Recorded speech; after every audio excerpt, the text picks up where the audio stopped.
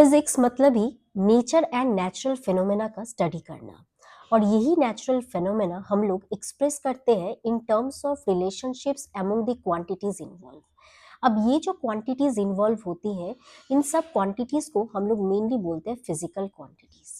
अब ये physical quantities क्या होता है?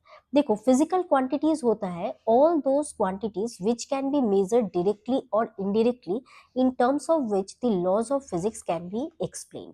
जैसे कि अगर मैं बोल दूं कि न्यूटन का second law, force is equal to mass into acceleration. अब ये फोर्स, मास और एक्सीलरेशन, ये सब क्या है? Physical quantity. We can measure the mass of a body और फोर्स और एक्सीलरेशन, करेक्ट? सो सिंपली ये सब फिजिकल क्वांटिटीज से हम लोग क्या करते हैं, न्यूटन्स का जो सेकेंड लॉ ऑफ मोशन है उसको हम लोग एक्सप्लेन कर रहे हैं। तो इसीलिए अब ये जो फिजिकल क्वांटिटीज है, इस फिजिकल क्वांटिटीज के बारे में अच्छे से स्टडी करना इम्पोर्टेंट हो जाता है। तो आज इस वीडियो में मैं आपको यही बताऊंगी कि ये फिजिकल क्वांटिटीज क्या होता है और इसके टाइप्स क्या क्या है, और basic concept about the fundamental, derived and supplementary physical quantity. और ये चीज़ें ही आपके 11 मतलब फिजिक्स स्टार्ट करने का बेसिक है। ओके, तो शुरू करते हैं फिजिकल क्वांटिटीज से। तो जैसा कि डेफिनेशन तो मैंने बोल ही दिया कि फिजिकल क्वांटिटीज मतलब जिसको हम लोग मेजर कर सकते हैं। तो ऑल मेजरेबल क्वांटिटीज डायरेक्टली और indirectly are known as physical quantities. अब मैंने ना यहाँ पे शॉर्ट फॉर्म पीक्यू लिखा है ताकि बार बार मुझे फिजिकल क्वांटिटी ना लिखना पड़े। अब ये फिजिकल क्वांटिटी को हम लोग एक्सप्रेस कैसे करते हैं? तो देखो, फिजिकल क्वांटिटी मतलब n into you. What is n? n is the numerical value. What is u? Size of unit. Okay, जैसे सपोज आपके पास एक रॉड है। अब इस रॉड का लेंथ है 5 सेंटीमीटर। तो ये 5 हो गया आपका न्यूमेरिकल वैल्यू, एंड ये u हो गया, दैट मीन सेंटीमीटर हो गया u, that is size of unit. अगर आपका घर सपोज कोलकाता में है और आपको यहाँ से सिलीगुड़ी जाना है, ठीक है, तो अब इधर से इधर का डिस्टेंस क्या होगा? सपोज आपका कोई एक पर्टिकुलर वैल्यू होगा, तो वो जो डिस्टेंस है नंबर में जो आएगा वो होगा वैल्यू ऑफ एन, और आप जो यूनिट बैठाओगे, सपोज ऑब्वियसली किलोमीटर में बैठाओगे, तो किलोमीटर हो जाएगा यूनिट। तो आई थिंक आपका ये कॉन्सेप्ट क्लियर हो गया। अब सबसे इंपॉर्टेंट बात करते हैं टाइप्स ऑफ फिजिकल क्वांटिटीज के बारे में। तो देखो, आप देख सक रहे हो इस चार्ट में मैंने टाइप्स लिखा है, जिसमें से फिजिकल क्वांटिटीज को हम लोग तीन पार्ट में, तीन टाइप हम लोग डिस्कस करते हैं। First type is fundamental physical quantity, जो ओनली 7 होता है, मतलब हम लोगों के पास 7 फंडामेंटल फिजिकल क्वांटिटीज अवेलेबल है।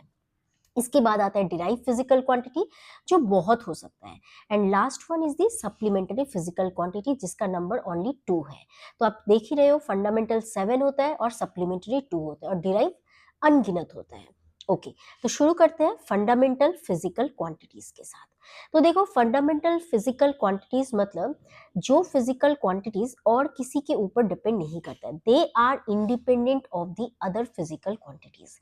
अब 7 बेसिक फंडामेंटल फिजिकल क्वांटिटीज क्या होती है? Length, mass, time, temperature, electric current, luminous intensity and quantity of matter. ये 7 है physical quantities which are very fundamental, और you can say this are the basic physical quantities. अब ये जो physical quantities है, अब देखो, आपको इतना नॉलेज होगा कि अगर हम लोग बोले कि कोई रॉड का लेंथ अगर 5 सेंटीमीटर है, तो सिर्फ 5 तो नहीं बोलेंगे, उसके साथ हम लोगों को यूनिट अटैच करना बहुत जरूरी है। तो अब जब यूनिट अटैच करते हैं तो सबके साथ हम लोग यूनिट भी लिखते हैं। अब यूनिट लिखने के लिए, अब यूनिट कैसे लिखते हैं, इसके लिए ना मैं पहले ये बताने के पहले आपको सिस्टम ऑफ यूनिट्स के बारे में बता देती हूँ। देखो, आपको इस चार्ट में दिखाई दे रहा होगा सिस्टम ऑफ यूनिट्स। हम लोगों के पास मेनली एक्चुअली 4 यहाँ पे लिखा हुआ है, 3 हम लोग बात करते हैं, सीजीएस, एपीएस और एसआई। देखो, सीजीएस सिस्टम में आप इतना याद रखना, लेंथ का यूनिट होता है सेंटीमीटर, मास का होता है ग्राम, टाइम का होता है सेकेंड। एपीएस जो कि ब्रिटिश सिस्टम ऑफ यूनिट है, जो अभी हम लोग उतना यूज नहीं करते, उसमें लेंथ का यूनिट है फीट, मास का पाउंड और टाइम का सेकेंड। और नेक्स्ट है एसआई। एसआई में हम लोग लेंथ को मीटर, मास को किलोग्राम और टाइम को सेकेंड में बोलते हैं। एसआई में और होता है, दैट मीन्स टोटल हम लोगों के पास 7 है, जो कि मैं अभी बताऊंगी आपको, ठीक है। अब देखो, ये एमकेस भी वही है, एक्चुअली एमकेस और एसआई का ये 3 सेम होता है। तो आप मेनली फोकस किस में हम लोग करते हैं, एसआई में और सीजीएस में करते हैं, इतना ही आपको ध्यान रखना है। अब देखो, अगर मैं बात करूं कि अब सिंपली हम लोग फंडामेंटल फिजिकल क्वांटिटीज में आ जाते हैं। तो फंडामेंटल फिजिकल क्वांटिटीज जैसे मैंने बोला कि 7 होती है। अब जिसमें यूनिट देखो, अब हम लोग यहाँ पे सब कुछ एसआई सिस्टम में बात करेंगे। लेंथ का एसआई यूनिट क्या होता है, मीटर। मास का क्या होता है, किलोग्राम। टाइम का सेकेंड, टेम्परेचर का केल्विन, इलेक्ट्रिक करंट का एम्पियर, लुमिनस इंटेंसिटी का candela and quantity of matter का मोल। अब पास में ही इन सबका सिंबल लिखा है। अब देखो, एम, केजी, सेकेंड, ये सब आप लोग को बचपन से पता होगा। जो नहीं पता होगा आप यहाँ से मार्क कर लें। जैसे कैंडेला का होता है सी डी, मोल का एमओ एल होता है। अब जितना धीरे धीरे टाइम जाएगा, फिजिक्स में एक एक चैप्टर जितना आगे बढ़ते जाएगा, उतना ही आपको सारे फिजिकल क्वांटिटीज के बारे में, इवन जब हम लोग मैं जब डिराइव फिजिकल क्वांटिटी एक्सप्लेन करूंगी, सब कुछ आपका धीरे धीरे कवर होते जाएगा। इस चैप्टर में बस आपको बेसिक नॉलेज होना चाहिए। तो ये मैं आपको बोलूंगी कि ये 7 फिजिकल क्वांटिटीज जो होते हैं फंडामेंटल, इस चार्ट को आप याद कर लो। You can take a screenshot of this chart. Okay, so अब ये हो गया हम लोग का फंडामेंटल। अब हो गया हम लोग को, स्टार्ट करते हैं derive physical quantity. Derive physical quantity मतलब ऑब्वियसली आप देख सकते हो ये वर्ड डिराइव। डिराइव मतलब जो फिजिकल क्वांटिटीज क्या होते हैं, मेनली ये लोग बनते हैं किससे, they are made up of fundamental physical quantities. Example जब दूंगी तब आपको और समझ में आएगा। एग्जाम्पल में आप देखिए, एरिया ऑफ रेक्टेंगल। अब आपके पास अगर एक रेक्टेंगल है, रेक्टेंगल मतलब उसका होगा लेंथ और ब्रेथ। तो एरिया क्या होगा, एरिया मतलब लेंथ इंटू ब्रेथ। अब जब यूनिट लिखते हैं तो क्या लिखते हैं, लेंथ मतलब भी हम लोग स्केल से ही मापेंगे, ये भी मीटर ये भी मीटर। दैट मीन्स ये लेंथ और ब्रेथ कहाँ से आया, ये दो फंडामेंटल फिजिकल क्वांटिटीज से आया, जो कि है लेंथ। ठीक है, तो इसी से ही आया। तो इसीलिए एरिया क्या हो गया, एक डिराइव फिजिकल क्वांटिटी, और मीटर स्क्वायर हो गया हम लोगों का डिराइव यूनिट। अब बात करते हैं वॉल्यूम ऑफ द क्यूब के बारे में। वॉल्यूम भी same, length breadth into height, that means ये आ जाएगा मीटर क्यूब। स्पीड का बात करते हैं, स्पीड मतलब हो जाता है डिस्टेंस बाय टाइम। डिस्टेंस का यूनिट है मीटर और टाइम का सेकंड। दैट मींस स्पीड कहाँ से डिराइव किया, दो फंडामेंटल फिजिकल क्वांटिटीज से, एक हो गया लेंथ और एक हो गया टाइम। तो लेंथ और टाइम मिला के हम लोगों ने स्पीड को बनाया, इसलिए स्पीड हो गया डिराइव फिजिकल क्वांटिटी। सिमिलरली अगर फोर्स की बात करें, फोर्स होता है मास इंटू एक्सीलरेशन, राइट। अच्छा, एक्सीलरेशन मास मतलब एम, एक्सीलरेशन मतलब v बाई टी। ठीक है, सॉरी, एक्सीलरेशन मतलब v बाई टी। अब देखो, अगर वेलोसिटी मतलब क्या होता है, distance by time, that means time square. तो ये जो फोर्स है ये किससे बना है, एक मास नाम का फंडामेंटल फिजिकल क्वांटिटी, एक लेंथ का फिजिकल क्वांटिटी और एक टाइम नाम का फिजिकल क्वांटिटी, जो कि फंडामेंटली ये तीनों से बना है। दैट मीन्स ये तीन फंडामेंटल फिजिकल क्वांटिटीज से मिलकर बनता है। तो फोर्स क्या हो गया था, एक डिराइव फिजिकल क्वांटिटी। ओके, अब यहाँ पे मैंने उसी को लिखा है, उसका यूनिट लिखा है। मास का होता है केजी, एक्सेलरेशन का क्या होता है, मीटर पर सेकेंड स्क्वायर, और इसी को हम लोग नाम देते हैं न्यूटन। ठीक है, तो सिर्फ एक न्यूटन देख के आप लग सकता है ये तो अलग कुछ है, नहीं, न्यूटन अलग कुछ नहीं है। ये 1 न्यूटन मतलब 1 केजी मीटर पर सेकेंड स्क्वायर, मतलब न्यूटन बनता है इन तीनों से। इसीलिए फोर्स क्या होता है, एक फंडामेंटल फिजिकल क्वांटिटी नहीं होता है, ये डिराइव फिजिकल क्वांटिटी होता है। सिमिलरली वर्क डन मतलब फोर्स इनटू डिस्प्लेसमेंट। अब फोर्स खुद ही एक डिराइव क्वांटिटी है, तो वर्क डन भी क्या होगा, डिराइव्ड होगा, राइट। तो वर्क डन का यूनिट देखो ये होता है, और इसी को हम लोग जूल दे देते हैं। अब इतना बड़ा लिखने में टाइम जाएगा बोल के जूल नाम हम लोग ने दे दिया। ठीक है, ओके, तो ये हो गया कुछ एग्जांपल। ऐसे बहुत सारे fundamental physical derive physical quantities और यूनिट्स है, जो कि आपको धीरे धीरे पता चलेगा। Come to the last part, that is the supplementary physical quantity. ये बहुत इंपॉर्टेंट है, इसी से ही क्वेश्चन बनता है। अब सप्लीमेंट्री फिजिकल क्वांटिटी क्या होता है, दो होता है यहाँ पे, एक होता है प्लेन एंगल, एक होता है सॉलिड एंगल। प्लेन एंगल होता है 2 डायमेंशनल एंड सॉलिड एंगल होता है 3 डायमेंशनल। प्लेन एंगल को कैसे डिफाइन करोगे, तो सोचो यहाँ पे आप एक पार्टिकल है, ये ग्रीन पॉइंट दिख रहा है आपको, जस्ट अ मिनट, या अब यहाँ से ये पार्टिकल इस आर्क को पकड़ के ऐसे गया, ठीक है, और with respect to a centre, तो ये जो रेडियस है ये कितना एंगल स्वेप्ट किया, सेंटर में थीटा एंगल। तो अब थीटा को हम लोग कैसे लिख सकते हैं, आर्क बाई रेडियस। तो ये थीटा ही हो गया हम लोग का प्लेन एंगल। अब ये एक प्लेन ऑफ पेपर में होगा, that means it is 2 dimensional.